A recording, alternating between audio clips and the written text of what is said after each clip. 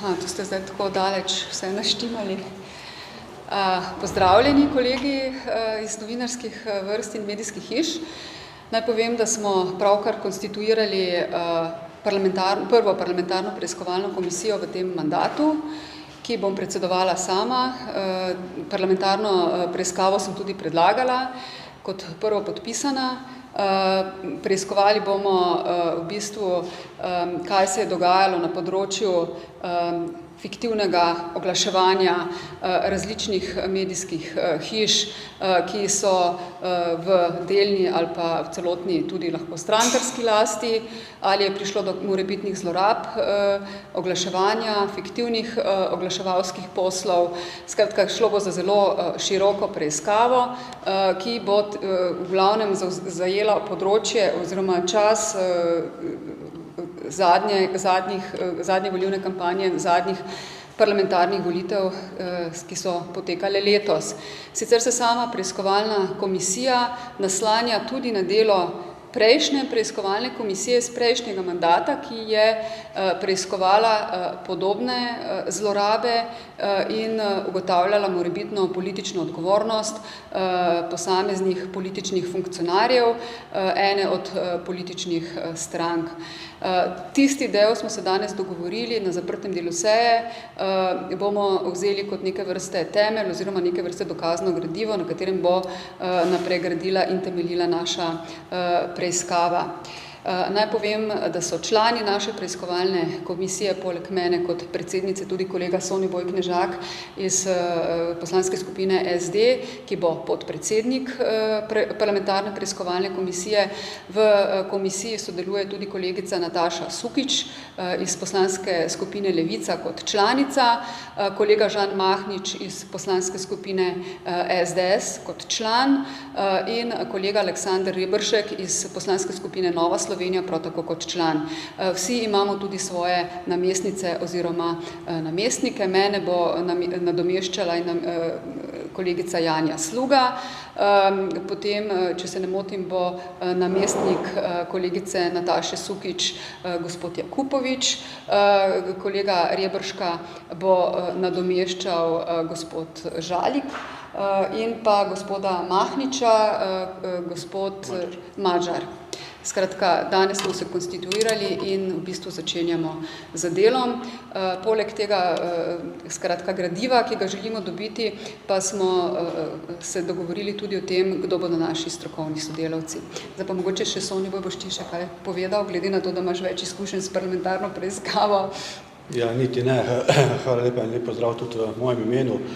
Razen tega, ker je že predsednica razsledila danes v bistvu nek dogovor o načinu dela in pa vse tisto, kar sem jaz zaznal, tudi neka želja, da kljub obširnem področju te preiskave, da želimo, da od te preiskovalne komisije pride tudi v doglednem času tudi konkretni rezultati, ker ni običajno za veliko imamo teh preiskovalnih komisij, ki delajo pa oziroma svojega dela nikoli ne dokončajo. Tako da me veseli ta pozitiven odnos, saj je velike večine tistih danes prenosih in upam, da bomo tudi upravičili svoje zaupanje in uspešno upravili delo. Hvala. Ja. Morda še kakšno vprašanje? Ja, morda najprej, katera tema oziroma vsebina bo prva na sporedu zdaj v zavanju zagrizli in kdo bodo prvi vabljeni pred komisijo? Ja, torej, ker smo začeli kar takoj, včeraj je bil sprejet na Državnem zboru akt o ustanovitvi preiskovalne komisije in o članstvu. Dokončno smo morali znotraj teh formalnih rokov danes izvesti to prvo konstitutivno sejo, tudi zato, da dobimo vpogled v gradivo, ki je v parlamentu že zbran strani prejšnje preiskovalne komisije. Tema, ki se bomo zanesljivo lotili najprej, je vprašanje, kaj se je dogajalo v podjetju Telekom, kaj se je dogajalo z pogodbami pri nakupu Adria Media, skratka madžarskih kupcev, ki so kupili Planet TV, in pa kaj se je dogajalo z tem, da se je odpovedalo neko drugo pogodbo pri nakupu spletnega portala tega medija. To je ena od prvih stvari. Drugače pa seveda pregled gradiva, ki je že določitev prič, ki jih bomo začeli zasliševati v septembru. To bodo te prve naloge, ki čakajo parlamentarno preiskovalno komisijo. Imate že kakšno časovnico zastavljeno? Ja, ta časovnica je zastavljena zdaj takole, ne. Danes smo imeli konstitutivno sejo, dogovorili smo se tudi, da dobimo vpogled v najkrajšem možnem času vpogled v zbrano gradivo, se pravi najverjetneje do konca prihodnjega tedna, da nam bo to omogočeno. Potem pa se začnemo z delom takoj po koncu parlamentarnih počitnic, se pravi konec avgusta, v začetku septembra in potem pa delo verjetno steklo, ne. To je ta prvi korak, prva časovnica. Mogoče še malo bolj praktično, samo kako se bo delo vaše preiskovalne komisije navezovalo na delo pretekle? V bistvu tako, da bo v bistvu to, kar je pretekla komisija zbrala, tudi že, koliko razumem, pripravila neke zaključne tekste, ki jih na koncu ni sprejela in sklepe, ki jih na koncu ni uspela sprejeti, ker so prekinile parlamentarne volitve. To bo nam za začetek nek temelj, ne? Na podlagi tistega, to moramo najprej pregledati, preveriti, kaj noter je. To bo v bistvu zdaj goli začetek.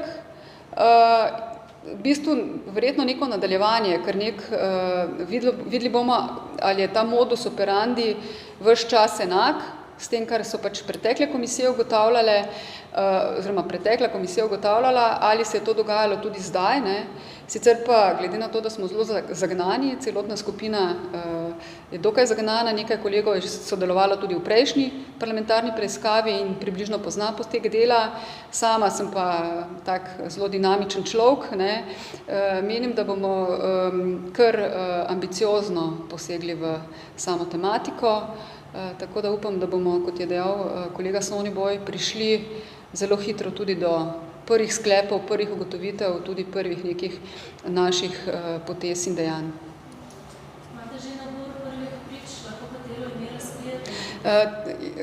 Skratka, v glavi seveda imam nabor prvih prič, ampak jih ne želim zdajle razkrivati, ker seveda moram z nekaterimi sem že opravila pogovor, z nekaterimi pa še pogovor moram opraviti, tako da jih ta hip ne želim javnosti še razkriti. Morda še vprašanje na eno drugo temo, če lahko izkoristim priliko. Ja.